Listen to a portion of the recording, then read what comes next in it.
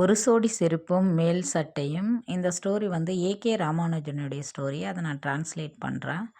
ஒரு லேடிக்கு வந்து ஒரு ஸ்டோரியும் ஒரு சாங்கும் ரொம்ப நாளாகவே தெரியும். பட் அதை அவங்க யாருக்கிட்டையுமே எக்ஸ்ப்ரெஸ் பண்ணதே கிடையாது, சொன்னதே கிடையாது.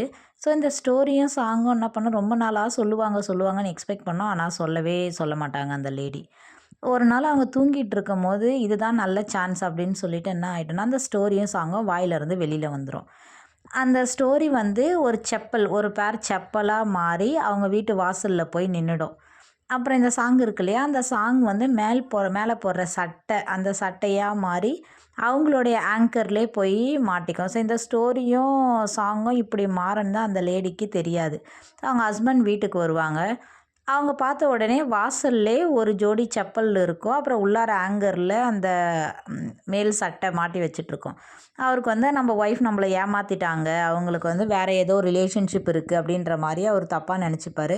ஸோ அவங்க ஒய்ஃப் கிட்ட போய் கேட்பார், யார் அது, யாருடைய செப்பல், யாருடைய சட்டை அது மேலே தொங்குறது அப்படின்னு கேட்பார். அவங்க ஒய்ஃபுக்கு அதை பற்றி எதுவுமே தெரியாது. அவங்க எந்த செப்பலை சொல்கிறீங்க, நீங்கள் எந்த கோட்டை சொல்கிறீங்கன்னு கேட்பாங்க. அப்போ அவர் சொல்லுவார், வெளியில் இருக்குது பாரு, என்னை ஏமாற்றலாம் நினைக்காத அப்படின்னு சொல்லிட்டு அவங்க 2 பேருக்குள்ளார ஃபைட்டு ரொம்ப அதிகமாயிரும். அவங்க முடிவே பண்ணிவிடுவார் அவர், நம்ம ஒய்ஃப் வந்து நம்மளை ஏமாற்றிட்டாங்க அப்படின்னு சொல்லிட்டு.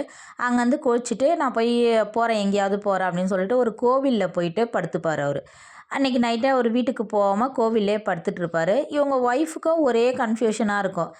ஏது அந்த செப்பல், யாருடைய செப்பல் அது, எப்படி அது அங்கே வந்துச்சு, அந்த கோட்டு யாருடையது, நமக்கு தெரியாமல் எப்படி வந்துச்சுன்னு யோசிச்சுட்ருப்பாங்க.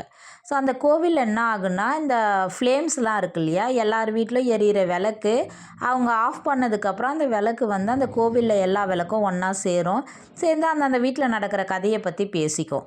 ஒரு விளக்கு மட்டும் ரொம்ப லேட்டாக வரும். ஸோ அந்த விளக்குக்கிட்ட கேட்பாங்க, என்னாச்சு, எதுக்கு நீ வந்து இவ்வளோ லேட்டாக வந்திருக்கு அப்படின்னு கேட்ட உடனே, அப்போ அந்த ஃப்ளேம் வந்து அவங்க வீட்டிலேருந்து தான் வந்திருக்கும். அது சொல்லு, இந்த மாதிரி என்னுடைய வீட்டு ஓனர் இருக்காங்க இல்லையா, அவங்க ஹஸ்பண்ட் அண்ட் ஒய்ஃப்குள்ளார ரொம்ப சண்டை. எதனால் சண்டைன்னா, அந்த செருப்போடைய அந்த மேலே போடுற சட்டையுடைய கதையை சொல்லும். அந்த லேடிக்கு வந்து ரொம்ப நாளாகவே வந்து ஒரு கதையும் ஒரு பாட்டும் தெரியும். பட் அவங்க யாருக்கிட்டேயுமே அதை சொல்லவே இல்லை. அந்த கதையும் பாட்டும் அவங்கள பழி வாங்கணும் அப்படின்றதுக்காக செருப்பாகவும் மேல் சட்டையாகவும் மாறி அவங்க வீட்டில் பிரச்சனையை உருவாக்கிடுச்சு அப்படின்னு சொல்லுவாங்க. ஸோ இதை கேட்டுட்டு இருந்த அவங்க ஹஸ்பண்டுக்கு அப்போ தான் தெரியும், ஓ நம்ம ஒய்ஃப் வந்து எந்த தப்பும் பண்ணலை, நம்ம தான் அவங்கள தப்பாக நினச்சிட்ருக்கோம் அப்படின்னு சொல்லிட்டு மறுநாள் அவங்க ஒய்ஃப் கிட்ட வந்து சமாதானப்படுத்த வருவார். கொஞ்சம் ஸ்டார்டிங்கில் அவங்க வந்து ரொம்ப கோவப்பட்டாலும் அப்புறம் புரிஞ்சுக்கிட்டு ஓகே அப்படின்னு சொல்லிட்டு அவங்க சமாதானம் ஆயிடுவாங்க. சமாதானம் ஆனதுக்கப்புறம் அவங்க ஹஸ்பண்ட் வந்து, உனக்கு ஒரு கதையும் ஒரு பாட்டும் தெரியும்ல, அதை என்கிட்ட ஷேர் பண்ணு அப்படின்னு சொல்லிட்டு அவர் சொல்லுவார்.